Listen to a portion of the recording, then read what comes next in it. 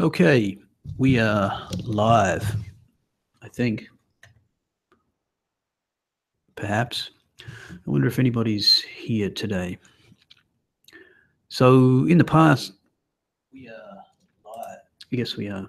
That's an echo.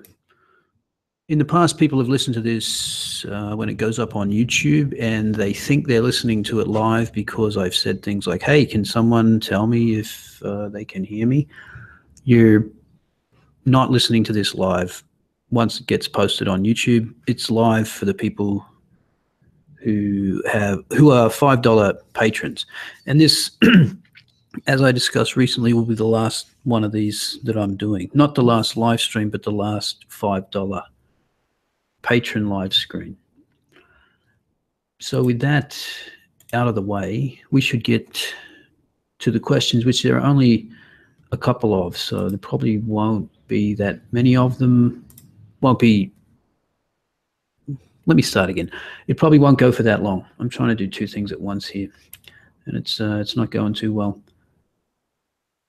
But I can see that there's no one in the chat, so maybe this is a good decision for me to cancel these things, because there's no point having a live stream if no one shows up. So before I get to the questions, let me tell you what I will do instead. I will do live streams from now on, but it'll be open to the whole public, to anyone who wants to listen to it. But I'll give patrons a shot at asking the questions, and we'll see how that goes. And if that doesn't go well, then I'll just do live streams, and I won't take questions. I'll just do them with pre-prepared articles or things I want to talk about. Anyway, let's go to the first question. I'll have to do a bit of screen sharing here.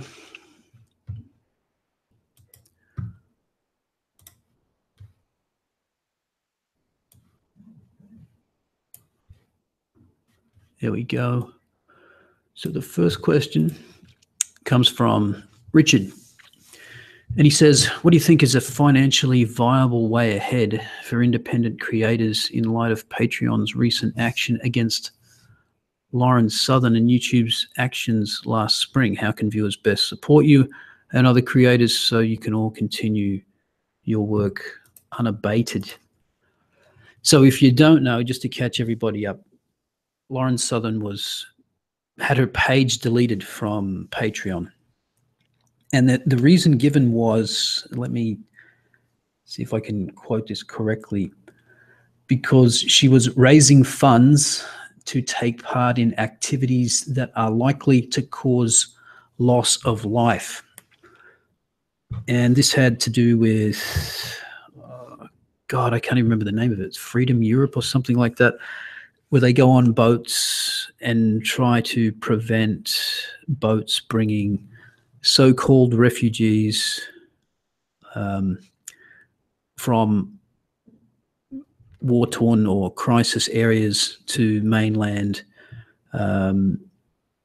areas in Europe. And so they go on boats, and what they do is they try and prevent the boats from getting to the other side. They sink boats, not boats full of people, but boats that have been used to do this, that are not seaworthy in their opinion. I'm sure I'm getting some of these details wrong. Now, Lauren said in her video that she was a journalist. She was there to document and film what was going on. That's not exactly true, because now Patreon's come out and put out a 10-minute video, and they have footage of Lauren, actively participating, saying, get in front of the boats, do this, do that. So Lauren is not being, she's been economical with the truth, shall we say. Patreon's claims are also not, I don't entirely buy it. I appreciate their video. I do believe that Patreon did not just dismiss Lauren out of hand, just go, oh, she's a right-winger, so therefore we have to delete her off Patreon because this is politically motivated. I don't believe that. They look like they have a process that they went through that's quite extensive. They didn't make the decision lightly. I don't completely buy the idea that the decision to do it is politically free, because you have to take a position on what you think the boats that bring refugees, so-called, are doing. So their assumption is that this is all good work, but of course, I mean, there's a few problems with that for a start, which is that people like Douglas Murray have documented that a lot of these boats are not bringing refugees. Up to 60% are economic migrants. So there's that for a start. They have no more right to be there than an Australian like me. Now, raising money to take part in activities are likely to cause loss of life. So I can see how they can say that if you're in a boat and you're trying to get in front of a boat, and that could perhaps cause a accident and people spill overboard. So I think, they've got a case, definitely, against Lauren. The other part of that is, if this policy of potentially causing loss of life, well, you can make that argument about anything if you want. So you could say, well, bringing refugees to the continent is potentially causing a loss of life because some minute proportion of them will, blow up a concert in Manchester. That, potentially causing loss of life. Now, they don't have Patreon pages, but you can see this is the problem with terms of service in general. The definitions are so loose. You can sort of make them fit anything. But at the end of the day, I don't think Patreon just cut Lauren because she's a right-winger. She was not completely forthcoming with what she had been up to. And so they took the action they took. Now, I think they are a little bit worried. They're in damage control mode. Even that video that they put out, 10 minutes long, I think it's got double the amount of downvotes than upvotes. People aren't very happy about it. But I think it was reasonably consistent. I think they've got a case for it, for doing what they did. I don't believe that all right-wing channels, if you want to call them right-wing, or anti-social justice channels, are under threat. I don't believe that. That's why I'm not deleting my Patreon page. So in answer to your question, I will continue to have the Patreon page, but if you don't want to support Patreon, which is fair enough, that's up to you, I've got PayPal up there now. I've also got on minds.com. You can subscribe to my channel on Minds for $1 a month. You get nothing for it. It's just a subscription service. So you can, the thing about that is that you don't get to choose how much you want to donate. I set the price, so I just put $1. And if you want to put $1 over there, you can put $1 over there, and it's going to a platform that's pretty free speech, pro-free speech. So you can do, so there's a variety of ways. It looks like most people are happy to continue supporting on Patreon. A bunch of people, and I want to thank the people who've sent money through PayPal. There's been a bunch of people did that, because I lost some Patreon subscriptions, and some actually gained some as well, but net lost some. And looks like a lot of those people who left Patreon donated through PayPal. So that was good. So there you have it. You have Patreon, you have PayPal, you have Minds. People have recommended Patreon, which looks like an alternative. I'll just see how I go with what I've got at the moment. Someone also said, why don't you, more than one person said, why don't you set up a Bitcoin wallet? I don't have a lot of faith in Bitcoin. I don't want to receive money in a form that is highly volatile like Bitcoin. And I think Bitcoin and Ethereum are in a bit of a bubble at the moment. And I don't want something that probably could lose 75, 80% of its value. And also it could go up double. But I'd rather have it in things that I understand. I don't understand how to value Bitcoin. I understand how currencies are valued. I understand how stocks are valued, but I can't understand Bitcoin, and I don't invest in things that I don't understand. YouTube. Well, as far as YouTube, well, that's just an ongoing shit show. YouTube's, the best I can say is that it seems to have evened out. That is to say, the new normal is to receive half of what we used to receive. And luckily for me, my view counts have been going up. So that's helped offset it a bit. But just to give you an indication, in March, for the month of March, I got 600,000 views on the channel.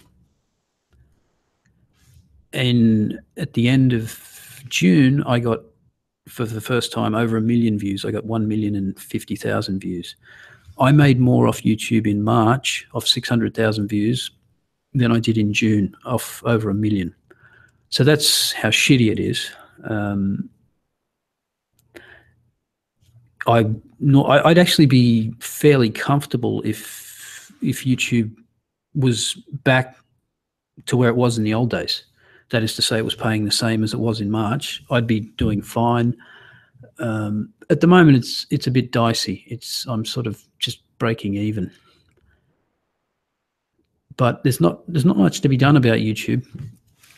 All you can do is hope it doesn't get worse, and continue what I do, which is try and diversify PayPal, Patreon, and Mines.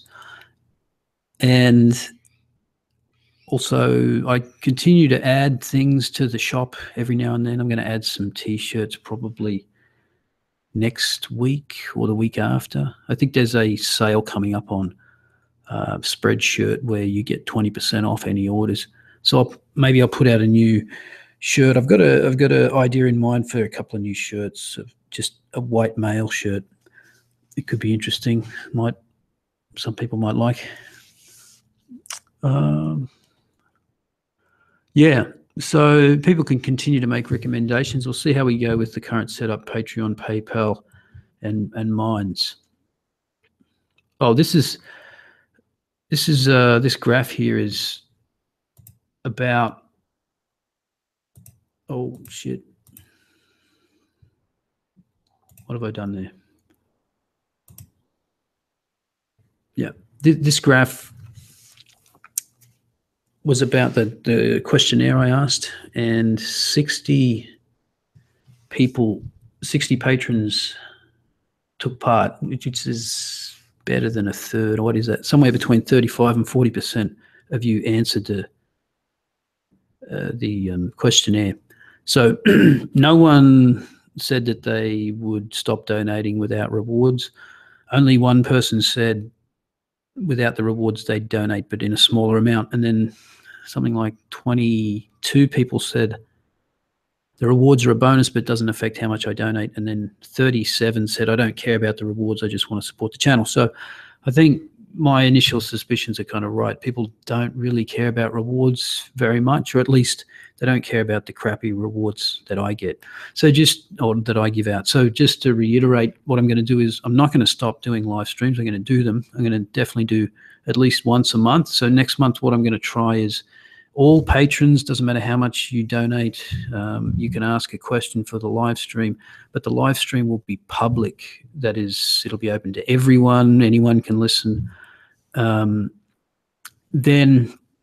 we'll just see how that goes. And if that doesn't work and the questions are crappy and people don't like it, I won't bother with asking people to submit questions. I'll just show up with articles and talk shit. And the other thing, the other rewards, so if you donated $2, you get a shout out. People don't seem to care about shout outs that much. I like to do it every now and then just because to show my appreciation. So it doesn't matter how much you donate from now on, and whether you do it through PayPal or Patreon or Mines, I will give you a shout out once a month just to everybody, because I just want to show you that I appreciate what you give. What was the other? Oh, bonus content.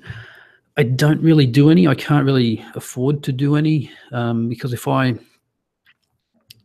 spend a day making a video and just cordon it off for patrons, it won't get many views, don't get any money on YouTube, or hardly any money. So it's kind of a waste.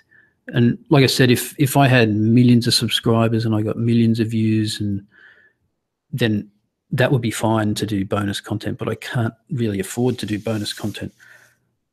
I think, oh yeah, and I did say I was going to do some handouts that used to be available, handouts, some competitions where I would, maybe you would win a book or a t-shirt or something like that, or just a voucher on Amazon and you can get whatever you like. If I could get over $500 on Patreon, I've got over $500 on Patreon a couple of times, but what's been happening recently is when the end of month comes round, not a lot, but some of the pledges have been declined, and I end up getting less than 500. So when I can get sustainably above there, every now and then I'll do something like that. But that'll be available to all patrons, not just $3 and above. So there's still going to be things to get if you're a patron, but they'll basically be open to all patrons. And since most of you don't give a shit, it's not that big a deal. Okay, let's go to the last two questions from the same guy. What are the main industries in your investment portfolio? All right, get a pen ready because I'm going to list them in alphabetical order. Are you ready? Here I go. And I'm finished. I own 0 stocks, 0, none, nada. So that should tell you something about what I think of the stock market right now. I own nothing. I am in cash, 100%. Now, which would you most highly recommend? Been reading Rich Dad, Poor Dad? Perhaps a little dated. Oh, sorry. Which would you most highly recommend? Is that in relation to the previous question? I don't do industries. I mean, that's such an old-fashioned idea. Recommend industries. I just look at stocks. I look at bottom-up companies. I don't care what industry they're in. There are no bad investments. There are just bad prices. So even shitty companies can be a good investment sometimes. But generally, I try to look for good companies that are not overpriced, and I don't care what the industry is. But I use the rule that Warren Buffett uses, which is if I don't understand the business, I don't understand how it makes money, I won't invest in it. Been reading Rich Dad, Poor Dad by Robert Kiyosaki. Perhaps a little dated. Yeah. It's a little dated, but doesn't matter if it's good advice, and really inspired to play around with some cash. All right, so the thing about Robert Kiyosaki, it still amuses me that people don't really know that Robert Kiyosaki is, I think, probably a con man. His book, Rich Dad, Poor Dad, which I read 15 years ago maybe or more, the first 50-odd pages of that book are decent advice. It's basically, as I remember, work hard, save, invest in things, and eventually when you get to 40, 50 years of age, you can then live off your investment income. So you can live off, rental property investments, and you can gear your property, and you have stocks and all these things. Now, Robert Kiyosaki wrote that in an era where there was interest rates. So, you could have some cash and it would pay you 5 or 6%, and you could have a rental, even after all your costs in a rental property, you could still throw off 7, 8%. And dividends paying stocks would pay 3 or 4, but today they pay 2. And of course, cash pays nothing if you live in the United States almost. And rental property, the yield on those has also been stretched. Depends where you live in Australia. It's terrible. So there's that. Now, that's not bad, but it's still not bad advice, the first 50 pages. And the last, how many pages of the book is a bunch of bullshit that is not backed by any evidence whatsoever. And people have asked Robert Kiyosaki for years to supply evidence of all his so-called fantastic real estate deals that he's done, and he's sold this and bought this and sold this for double and all this kind of crap. He's got no evidence of any of that. And there's a whole website devoted to sort of debunking Robert Kiyosaki. It turns out that what Robert Kiyosaki is best at, and what he's made most of his money at, is selling books, telling you how to be a good investor. That's all he's done. So maybe con man is too harsh, but I wouldn't put too much stock in Robert Kiyosaki. Like I said, the first 50 pages of that book are decent, basic advice that you could give to a teenager, but there's nothing very sophisticated in there. And I haven't read any of the subsequent books because after reading the first one, I was suitably turned off. Also, could you recommend any good podcasts that you listen to in general, not just politics, finance? Well, let's just go through the politics, finance first. The podcast on Bloomberg called Bloomberg Masters in Business, and it's hosted by Barry Ritholtz. Barry Ritholtz is a guy that's in the industry, in the investment business, and he has been for 25 years, I'd say, something like that. Smart guy. He talks to a lot of smart people, a lot of older people too, like legends in the business, like Howard Marks or Jim Chanos, people like that. There's another podcast called Real Vision TV. They've got a YouTube channel. They put out a podcast. I think it's weekly. I think it's something like Adventures in Finance. That's decent to listen to. Then there's the Andreessen Horowitz podcast, which is called A16Z. Andreessen Horowitz. Mark Andreessen was the guy who basically created Netscape and then sold it for a mozza in the 90s. He was around when the internet was first being invented. And he now has a venture capital business. And so they talk about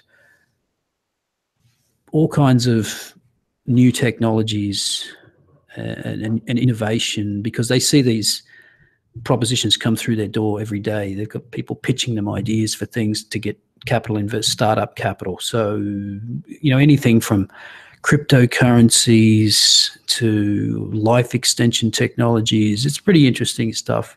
Some of it's hard to follow if you're not up to scratch. Some of them I just sort of tune out, don't know what they're talking about. But it's interesting stuff. Politics, I don't listen to a lot of politics podcasts. I mean, Ben Shapiro I listen to sometimes if I want to get the sort of rational take on what Trump has done lately, because you obviously can't trust the mainstream media, and the left are just trying to, paint Trump as a Nazi any chance they get. The right, there's certain people on the right that think that Trump, every move he makes is some master plan, which is, I think, also equally as stupid. And I think Ben Shapiro gives you the skinny on it, which is useful. I listen to Sam Harris podcast, just not for his political takes. I think people are getting sick of him talking about Trump. I think we know what his position on Trump is by now. But I listen to him he has really interesting guests on.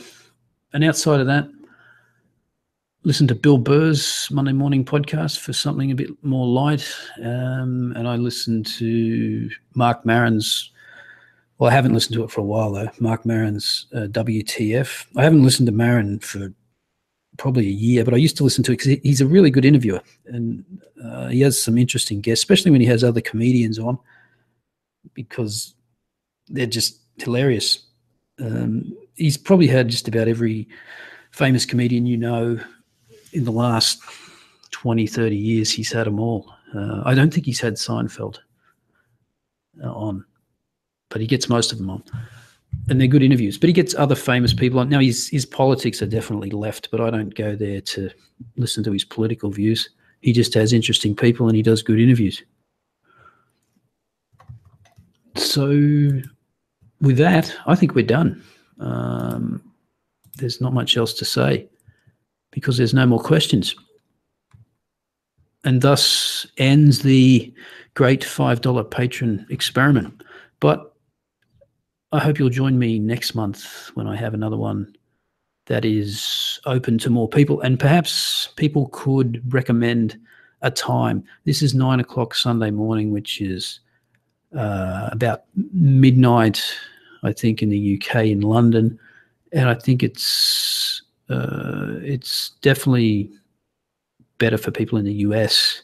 I think it's afternoon I think it's like 4 o'clock in the afternoon in LA. And so that makes it 7 or 8 o'clock in New York. So that's good for those people. But if there's another day or time that people prefer, let me know. Thanks for tuning in.